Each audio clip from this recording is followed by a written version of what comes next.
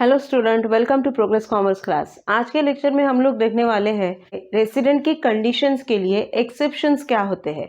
मैंने पहले के लेक्चर में आपको रेसिडेंशियल स्टेटस कैसे डिसाइड होता है, on what basis the assessee is called as resident of India, ये पूरा एक्सप्लेन किया था। आप वो लेक्चर पहले देखिए। There are certain exceptions to the condition of 60 days stay of the SSC in India। आज के लेक्चर में हम लोग वो देखने वाले हैं कि ये जो 60 डेज वाली कंडीशन है उसके लिए कुछ एक्सेप्शंस है। तो वो कौन सी एक्सेप्शन है, let's see that.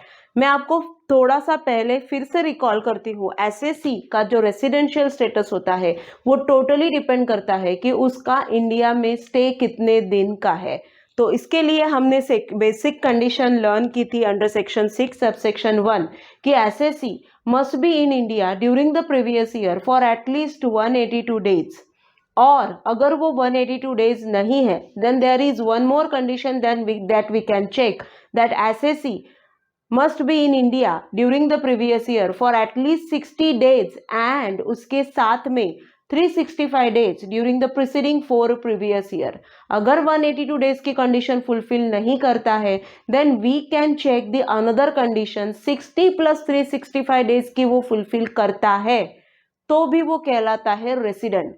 But my dear student, remember one particular thing, there are certain exceptions for the condition of 60 days। मतलब कुछ ऐसे एसएससी है जिनके लिए 60 डेज फुलफिल 60 प्लस 365 वाली जो कंडीशन है वो एप्लीकेबल नहीं होती।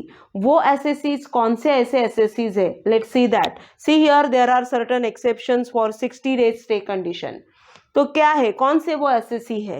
N Indian citizen who lives India, India का सिटीजन है जो इंडिया छोड़ के जाता है as a member of the crew of an Indian ship. Ship के ऊपर काम करने वाले लोग जो होते हैं ना, वो who lives India as a member of a crew of an Indian ship और for the purpose of employment, जो जॉब के लिए बाहर जाते हैं, वो लोगों के लिए ये कंडीशन जो 60 डेज की कंडीशन है वो अप्लाई नहीं होती। उसके साथ में और कौन से लोग हैं?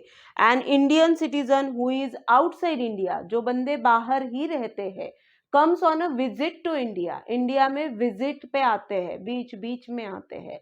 Okay, those who lives outside India and Indian citizen, हाँ, दो Indian citizen who lives outside India and comes on a visit to India and whose total income does not exceed rupees 15 lakhs excluding the income from foreign source का income छोड़ के जिनका total income 15 lakhs के ऊपर नहीं है, उन लोगों को ये 60 डेज वाली कंडीशन आपको नहीं लगानी है।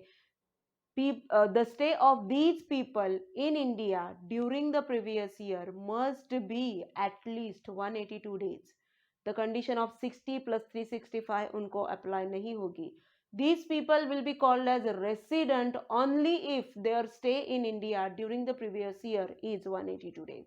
अगर उनका stay during the previous year 182 days का है सिर्फ, तो ही वो इंडिया के रेसिडेंट होंगे।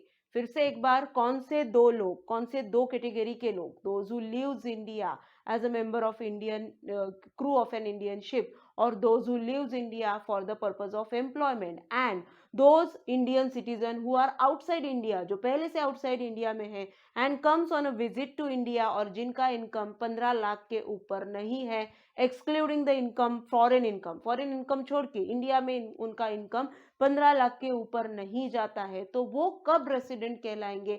Only if their stay in India during the previous year is 182 days and not of 60 plus 365 days।